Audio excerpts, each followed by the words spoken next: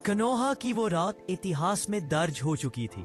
आसमान लाल था, धरती कांप रही थी। नाइन टेल्स यानी कुरामा गांव को तबाह कर रहा था। मिनाटो और कुशीना अपनी जान की परवाह किए बिना लड़ रहे थे, क्योंकि उनके सामने उनका नवजात बेटा नारुतो उजुमाकी था। लेकिन जब मिनाटो सील करने वाला था, तभी कुरामा रुक गया। वो नारुतो को देखने लगा, एक बच्चे को जो बस कुछ सेकंड का था, पर उसकी आंखों में कुछ ऐसा था जो खुद कुरामा को भी रोक दे। कुरामा ने खुद कहा, ये बच्चा बाकी सबसे अलग है, इसमें वो ऊर्जा है जो देवताओं से भी परे है। और उसने खुद को खुशी खुशी नारुतो के अंदर सील होने दिया। मिनाटो और कुशीना ने राहत की सांस ली। उन्होंने सोचा अब सब खत्म हो गया, लेकिन असली कहानी तो अब शुरू हुई थी। 2 महीने बीत चुके थे। नारुतो एक साधारण बच्चे जैसा ही दिखता था, पर एक दिन कुशीना खाना बना रही थी। अचानक नारुतो जोर से रोने लगा। वो दौड़ी और गोद में उठाया, पर तभी नारुतो के मुंह से लावा जैसी आग निकलने लगी।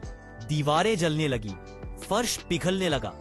मिनाटो तुरंत पहुंचा और अपनी सीलिंग तकनीक से चक्रा को दबाने की कोशिश की, पर यह कुरामा का नहीं था। ये तो 4 तेल सोन गोकू का चक्रा था। कुशीना की आंखें चौड़ी हो गईं। नहीं, ये तो असंभव है। कुरामा के अलावा किसी और टेल बीस्ट का चक्रा इसके अंदर कैसे? अगले ही दिन कनोहा के एल्डर्स को सब बताया गया। हर चेहरा डर से सख्त हो चुका था। तांजो बोला, ये बच्चा इंसान नहीं, ये एक टाइम बम है। अगर इसे अभी नहीं रोका गया तो ये पूरे गांव को मिटा देगा। लेकिन मिनाटो एक पिता था। उसने कहा, ये मेरा बेटा है, जब तक मैं जिंदा हूं कोई इसे छू नहीं सकता।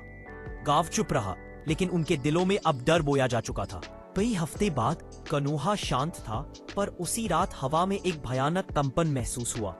अचानक नारुतो के अंदर से 1 टेल शुकाकू और 2 टेल्स माता ताबी बाहर निकल आए। दोनों ने कनोहा पर हमला कर दिया। इमारतें उड़ने लगी, निंजा मरने लगे, आसमान लाल हो गया। फुगाकू उचिहा ने अपना सुसानु बुलाया। हिरुजन ने अपनी समनिंग से जान लगाकर दोनों बीस्ट्स को रोक लिया। मिनाटो ने किसी तरह सील दोबारा एक्टिवेट की, लेकिन आधा गांव तबाह हो गया था। अब किसी के पास भरोसा नहीं बचा था। हर जगह एक ही बात गूंज रही थी, ये बच्चा गांव के लिए खतरा है। एल्डर्स बोले, अगर ये राक्षस फिर कुछ करेगा तो इसे गांव से निकाल देना पड़ेगा। मिनाटो ने आखिरी बार वादा किया कि वो नारुतो की शक्ति को नियंत्रित करेगा, पर किस्मत को कुछ और ही मंजूर था। 4 महीने बीत चुके थे। कुशीना रसोई में थी और नारुतो चुपचाप लेटा था। लेकिन अचानक उसने कहा, कुशीना उजुमाकी। कुशीना के हाथ से बर्तन गिर गया। नारुतो बोल सकता है। मिनाटो भागकर आया और जैसे ही उसने नारुतो को देखा, उसकी आंखें चमक रही थीं, नीले और लाल रंग में। तभी उसके अंदर से 3 टेल्स इसोबु और 5 टेल्स कोकू बाहर आ गए।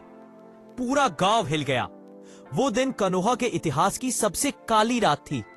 कई जॉनीन, अनबू और बच्चे मारे गए। कुशीना ने अपनी आखिरी सांस में नारुतो को देखा और कहा, कभी किसी को यह मत करने देना कि तू बुरा है। और वो चली गई। मिनाटो टूट गया। उसने अपने ही बेटे की ओर देखा। वो बच्चा जिसके लिए वो दुनिया से लड़ा था, अब उसी के हाथों उसकी पत्नी मारी जा चुकी थी। वो चुपचाप नारुतो को उठाता है, उसे फॉरेस्ट ऑफ डेथ ले जाकर रख देता है और कहता है, शायद तेरा रास्ता यहां से अलग है, और चला जाता है। अंधेरे में एक छोटे बच्चे ने अपनी आंखें खोली।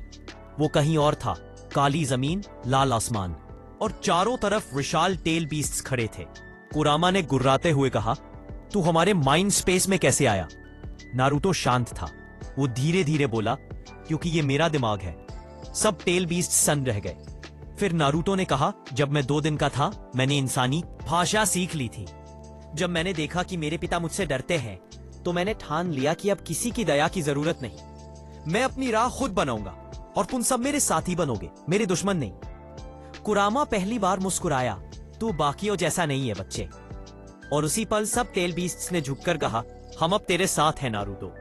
और उसी पल नारुतो की आंखें खुली, सुनहरी रोशनी में चमकती हुई। पूरा जंगल कांप गया। धरती ने जैसे झुककर उसका स्वागत किया।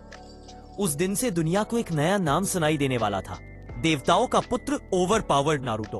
बस पार्ट 1 यहीं तक था दोस्तों।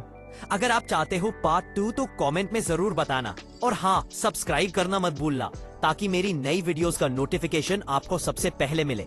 मेरा नाम है एनिमे फॉरएवर्स। बाय।